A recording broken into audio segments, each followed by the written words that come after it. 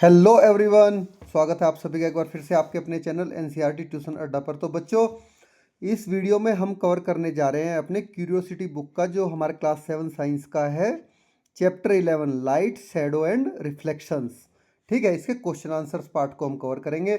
जो इस चैप्टर के इन बिटवीन क्वेश्चन आंसर्स हैं, जो फाइनल क्वेश्चन आंसर्स हैं, जो एक्टिविटीज़ हैं, वो सारी की सारी इसमें हम कवर करने वाले हैं। तो जुड़े रहिए वीडियो के अंत तक विदाउट स्किप किए। आपको इसमें मैं क्वेश्चन लर्न करने का ऐसा मेथड बताऊंगा कि आपको exam throughout the exam up to exam तक सारे का सारे क्वेश्चन आंसर्स खुद ब खुद याद रहेंगे। ठीक है, चलिए बिना समय गवाए शुरू करते हैं।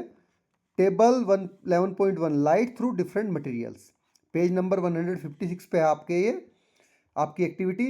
तो material paper, glass, tracing paper, cloth, wax paper और वाटर। ये दोनों आपका एक ही है, इसको एक कर लीजिए। ट्रेसिंग पेपर, ठीक है। ट्रेसिंग पेपर कैसा होता है, इसको गलत है, ट्रांसलूसेंट होता है। चलिए वन बाय वन करते हैं। पेपर क्या होता है आपका, ओपेक होता है। तो इसमें को आपका प्रिडिक्शन क्या, पेपर के पार पार हमें नहीं दिखेगा, नोट एट ऑल, ऑब्जर्वेशन में भी आपको नहीं दिखेगा। ग्लास कैसा होता है, ये गलत है, ग्लास होता है ट्रांसपेरेंट।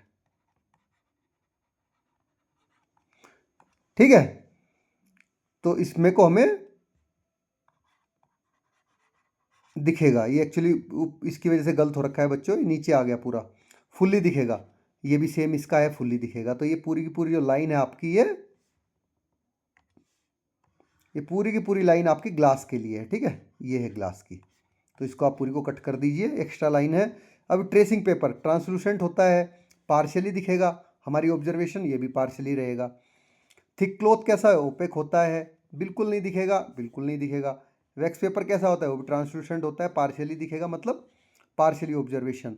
वाटर ट्रांसपेरेंट होता है, तो उसके आर पार में दिख सकता है। जो हमारी प्रिडिक्शन है वही हमारी ऑब्जर्वेशन है। अगर आपकी प्रिडिक्शन और ऑब्जर्वेशन में कुछ अंतर है तो आप उसी हिसाब से लिख सकते हैं। ऑब्जर्वेशन तो सेम ही रहेंगी, प्रिडिक्शन में आपके अंतर हो सकता है। ठीक है बच्चों, और इसको आप अमेंड कर लीजिए, ये लाइन एक्स्ट्रा है, इसको कट करिए, ये ग्लास के लिए है, और ये ट्रेसिंग पेपर दोनों एक ही है, ट्रेसिंग प्लस पेपर, उसके लिए ये लाइन है। ठीक है,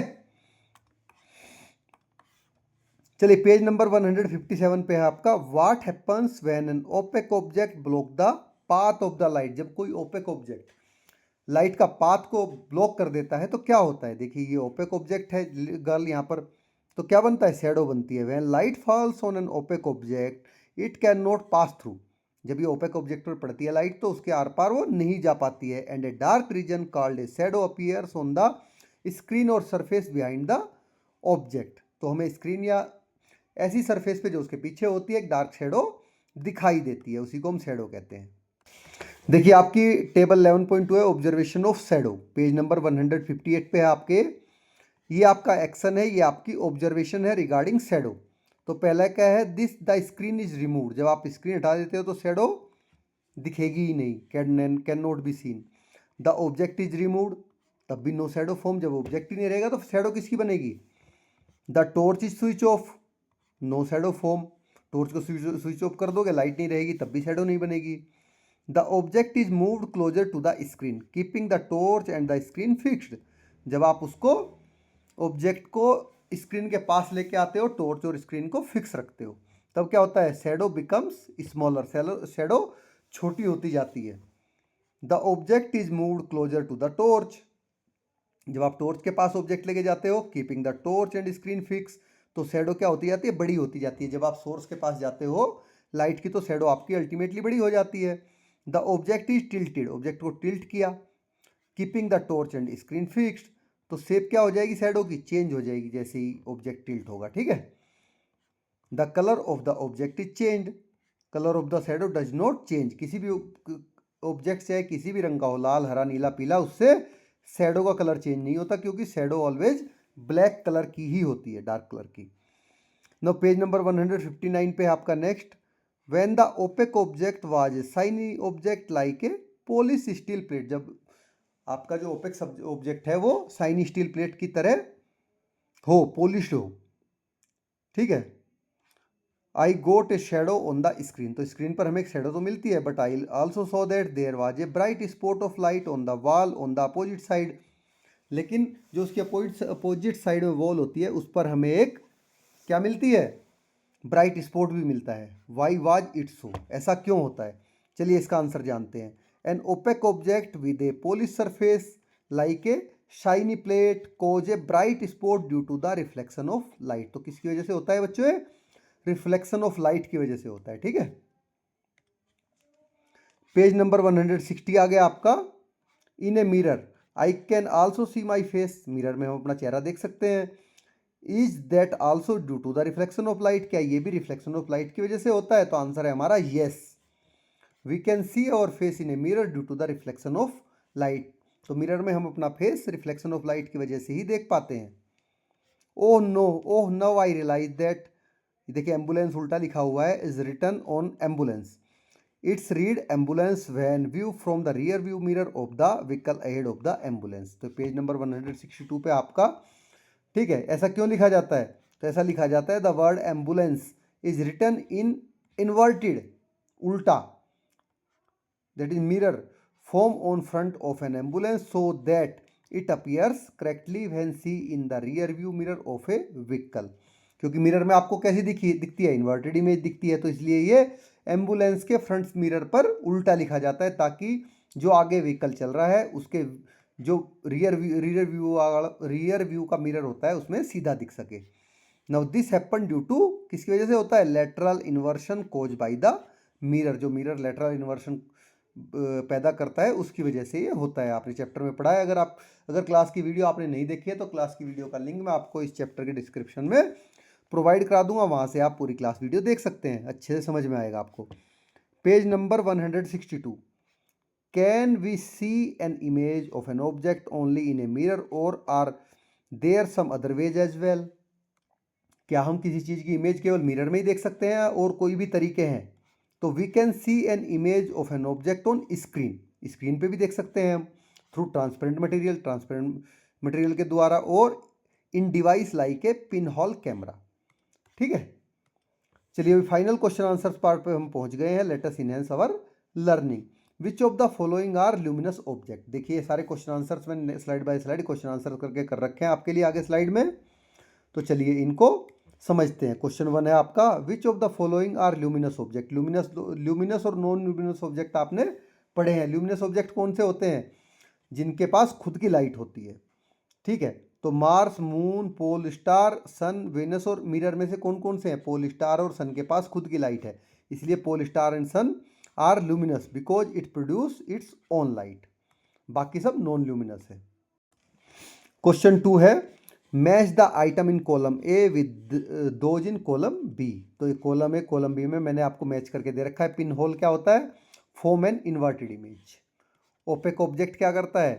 ब्लॉक लाइट कंप्लीटली, ये वाई है। ठीक है, ओपेक इमेज क्या कर देती है? लाइट को पूरी तरह ब्लॉक कर देती है। ट्रांसपेरेंट ऑब्जेक्ट क्या करता है? Light passes almost completely through it, transparent के आर पार लाइट पूरी तरह से पास हो जाती है।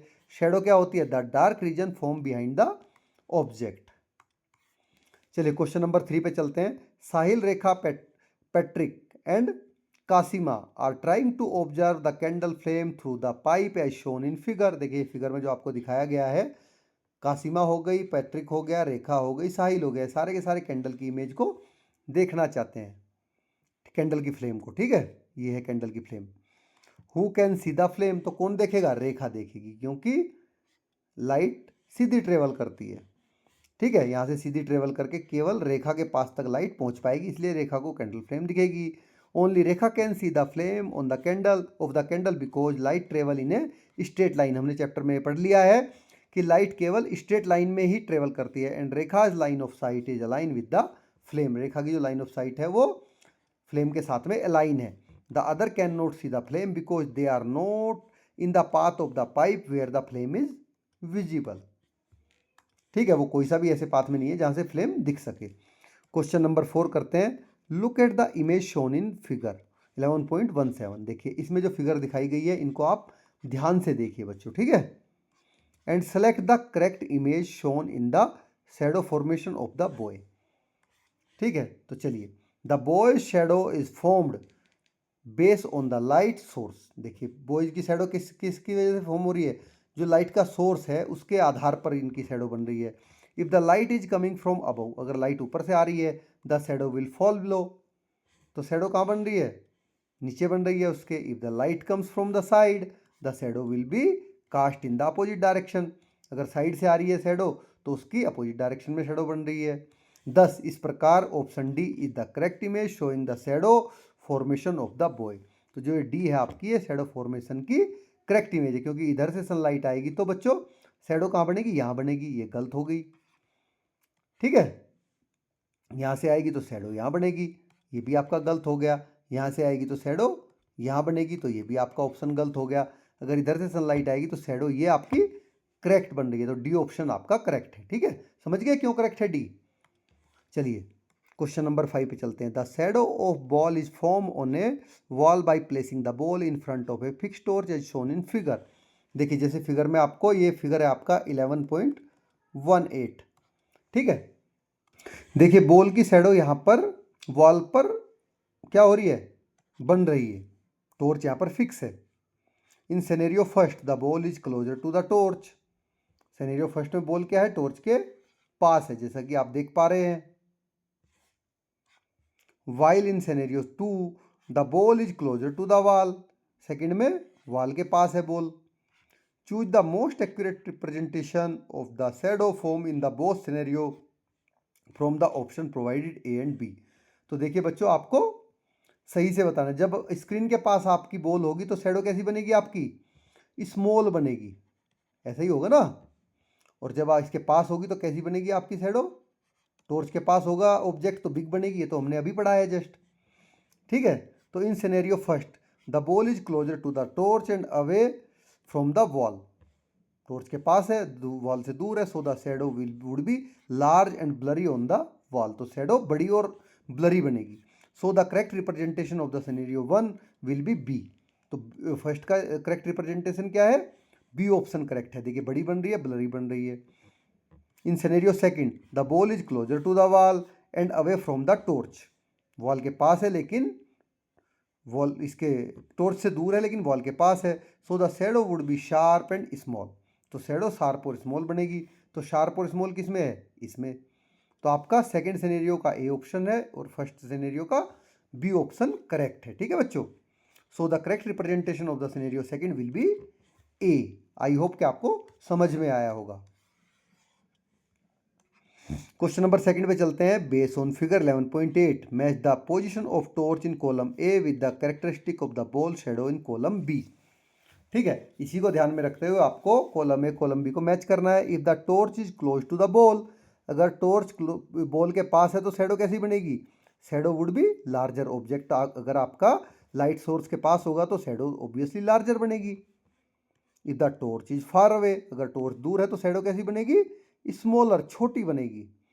If the ball is removed from the setup, अगर बॉल सेटअप से रिमूव कर ली गई तो क्या होगा, ए bright spot would appear on the screen, जो टॉर्च है उसका बिल्कुल ब्राइट स्पॉट एक उस पर बनेगा स्क्रीन पे।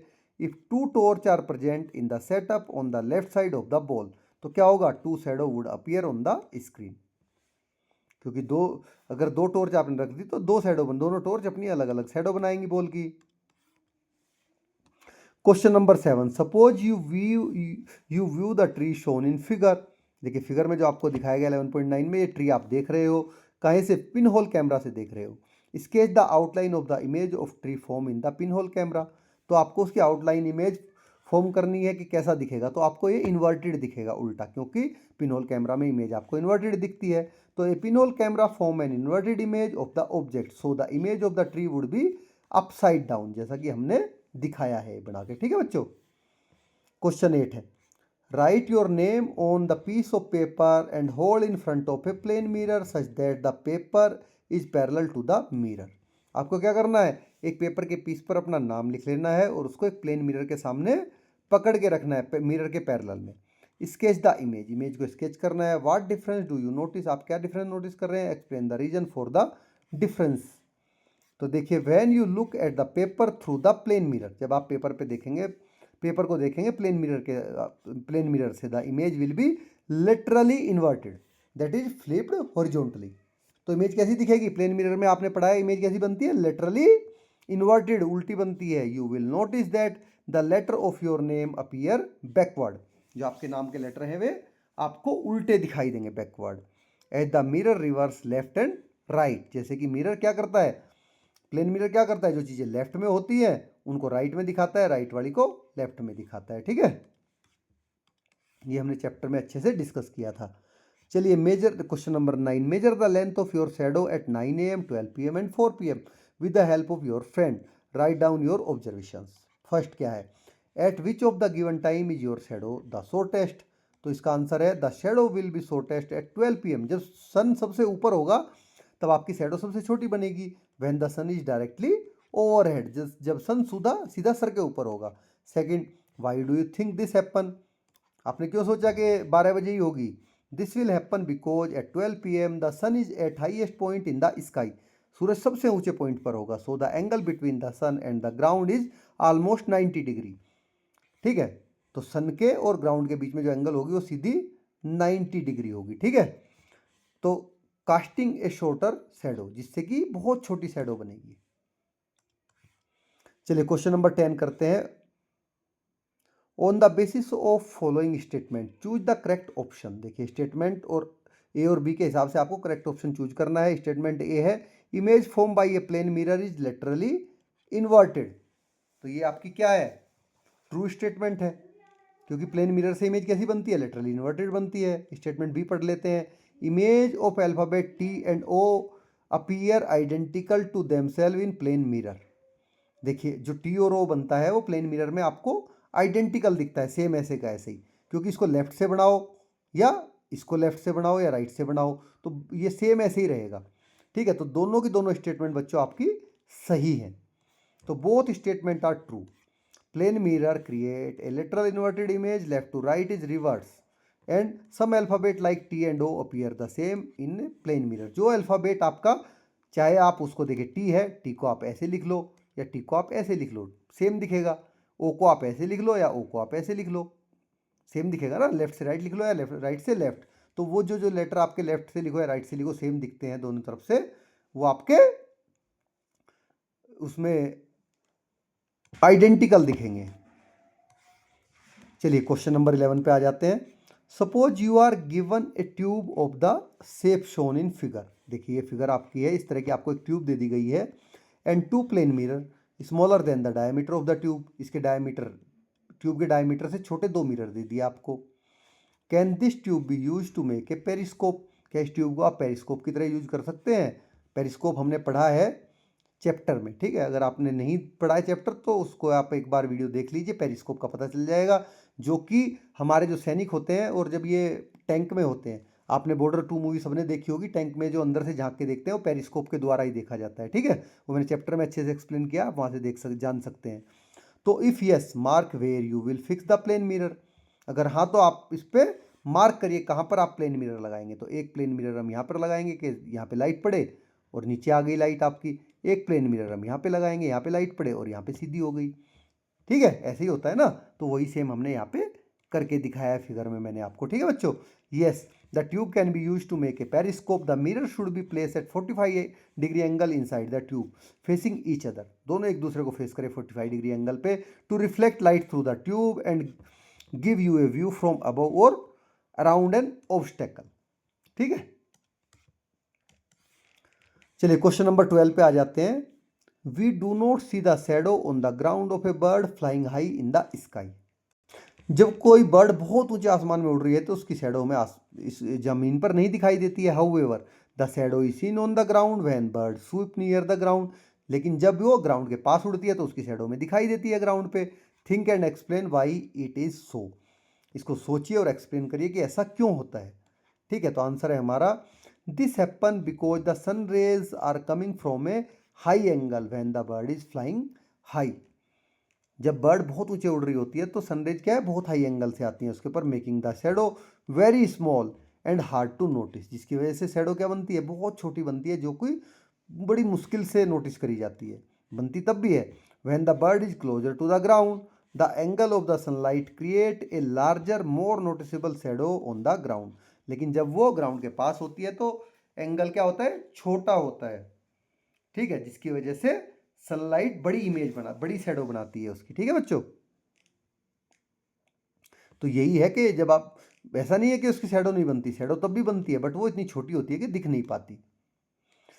तो चलिए बच्चों, आपका पूरे का पूरा चैप्टर का क्वेश्चन आंसर्स विद एक्सरसाइज यहाँ पर ख़त्म हो गया है। आपको वीडियो कैसी लगी ज़रूर बताइए। अगर अच्छी लगी तो लाइक करें, चैनल को सब्सक्राइब करें और अपने साथी दोस्तों के साथ शेयर करना बिल्कुल ना भूलें, ठीक है। मिलते हैं नेक्स्ट वीडियो में। लेकिन उससे पहले अगर आपने क्लास वीडियो नहीं देखा है तो क्लास वीडियो का लिंक मैं इस वीडियो के डिस्क्रिप्शन में आपको प्रोवाइड करा दूंगा, वहाँ से आप देख सकते हैं, ठीक है। Thanks for watching.